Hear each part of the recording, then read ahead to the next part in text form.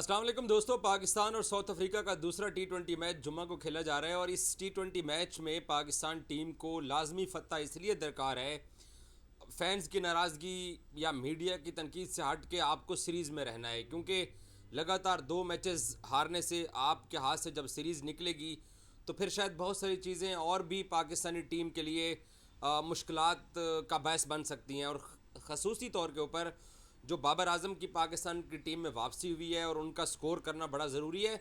और फिर कप्तान सलमान अली आगा के ऊपर जो तनकीद है वो वक्त के साथ साथ बढ़ती जा रही है।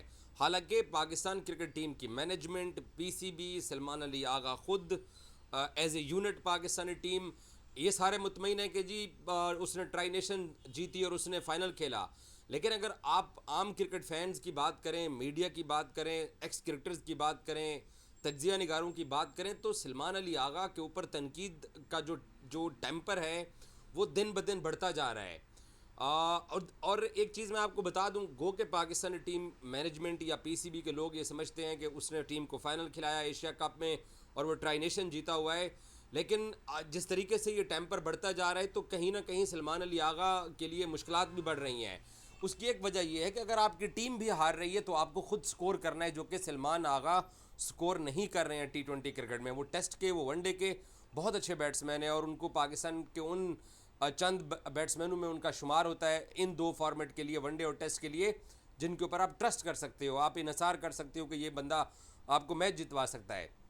लेकिन टी20 में अब ये जो फ़िज़ा पहले बनाई गई थी कि आगा एक मिसफिट प्लेयर है और अब आगा को वो गलत साबित करना है, आगा को खुद भी वो गलत साबित करना है और फिर उसको जो डिसीजन लेने हैं वो भी उसको थोड़ी सी नज़रसानी करनी पड़ेगी। क्योंकि पिंडी में जो पहला मैच हुआ, जिस तरीके से उसने पाँचवां ओवर करवाया और छठा ओवर नसीम से करवाया, उससे पाकिस्तान को स्कोर और पड़ना शुरू हो गया और फिर मैच जो था वो पाकिस्तान की गिरफ्त से दूर चला गया। और फिर जब जवाब में पाकिस्तान ने बैटिंग किया, ठीक है, बैटिंग में कप्तान का शायद इतना रोल ना हो अपनी इनिंग्स के अलावा, बाकी बल्लेबाज सारे समझदार और सीनियर बल्लेबाज हैं, सबको स्कोर करना होता है। लेकिन फील्डिंग में आपने बॉलिंग क्या करवानी है, कब करवानी है, किस बॉलर को कहाँ पे इस्तेमाल करना है, वो नुकसानात पाकिस्तान क्रिकेट टीम ने हमने देखा कि वो उठाए हैं। इंडिया के खिलाफ एशिया कप के फाइनल में भी इसी तरीके से 15वें 16वें ओवर के अंदर जाके कप्तान जी अपना हिसाब किताब भूल गए थे और पाकिस्तान वो मैच लूज़ कर गया। बट अगर उनका क्रेडिट चेक किया जाए तो फिर ये भी आर्गूमेंट किसी हद तक दुरुस्त है कि अफगानिस्तान को ट्राई नेशन के फाइनल में 66 के ऊपर जब आउट किया पाकिस्तान के बॉलर्स ने, तब भी आगा कप्तान था।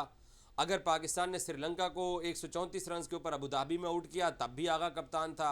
अगर श्रीलंका के खिलाफ बांग्लादेश के खिलाफ पाकिस्तान ने एक महदूद टारगेट अच्छी बॉलिंग करवा के जीता, उसमें भी आगा कप्तान था। तो क्रेडिट भी उनका है, लेकिन क्योंकि तनकीद का टेम्पर बढ़ता जा रहा है तो फिर वो तमाम चीज़ें आगे की तरफ बढ़ती जा रही हैं। तो इसीलिए मैं ये तवक्को कर सकता हूँ कि पाकिस्तान टीम कम बैक करेगी और फ़खर जमान को ना रख के बाबर आजम को टीम के अंदर वापस लेना, और फिर फैंस की भी एक बड़ी सपोर्ट है बाबर आजम की टीम में वापसी के लिए, वो चीज़ पाकिस्तान को महंगी नहीं पड़नी चाहिए। हम सब ये चाहते हैं कि बाबर आजम की जो वापसी है वो पाकिस्तान टीम के लिए कारामद साबित होनी चाहिए, सूदमंद साबित होनी चाहिए, बजाय कि वो बोझ बने टीम के ऊपर, बजाय कि उनका जो एक भरम है वनडे और टेस्ट क्रिकेट के अंदर वो इस टी20 में भी नाकाम हो के वो अपने उस भरम से भी जाएं।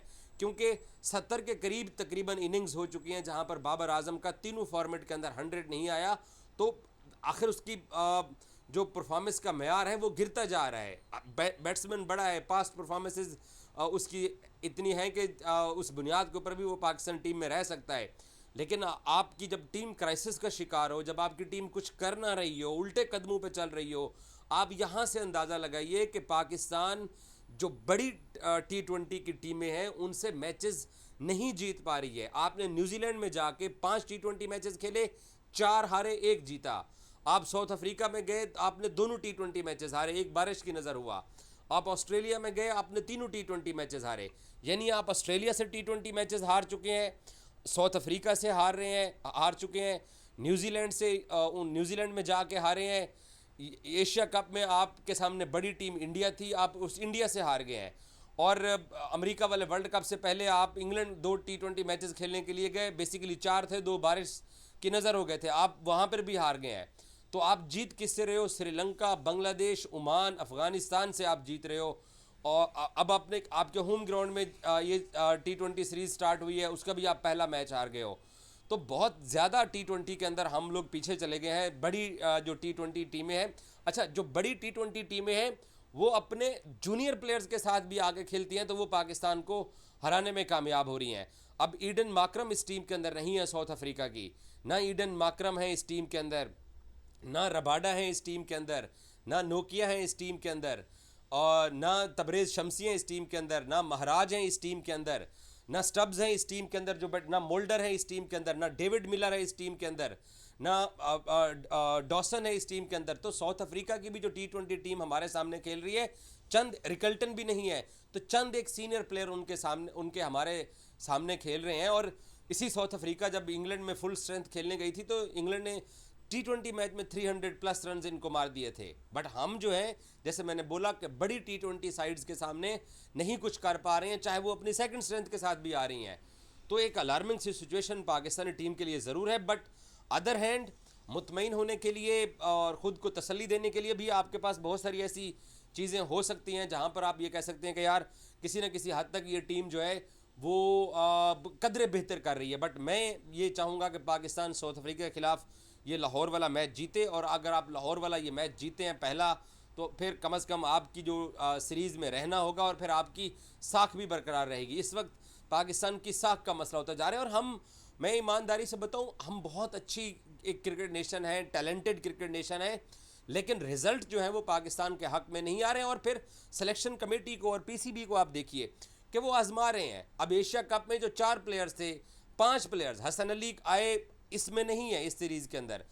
इसके अलावा हुसैन तलत, खुशदिल शाह, फ़खर जमान, हारिस रऊफ़, सुफियान मुकीम, मोहम्मद हारिस, अब ये टीम के अंदर ये 6 7 8 लोग थे, आप नहीं जीते हो। अब उनको उनकी जगह दूसरे लोग आ गए हैं। अगर आप तब भी नहीं जीतते हो, इससे पहले ये सब नहीं थे और लोग T20 खेल रहे थे।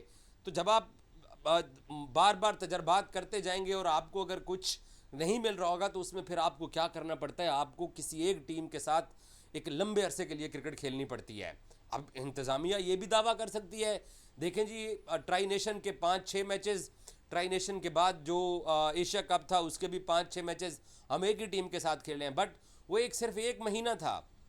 अब एक महीने के अंदर अंदर ये सब कुछ जो है वो आपने खेला है, बट आपको थोड़ा अरसा लंबा टाइम देना पड़ेगा अपनी T20 टीम को, ताकि आपके प्लेयर्स एडजस्ट हों।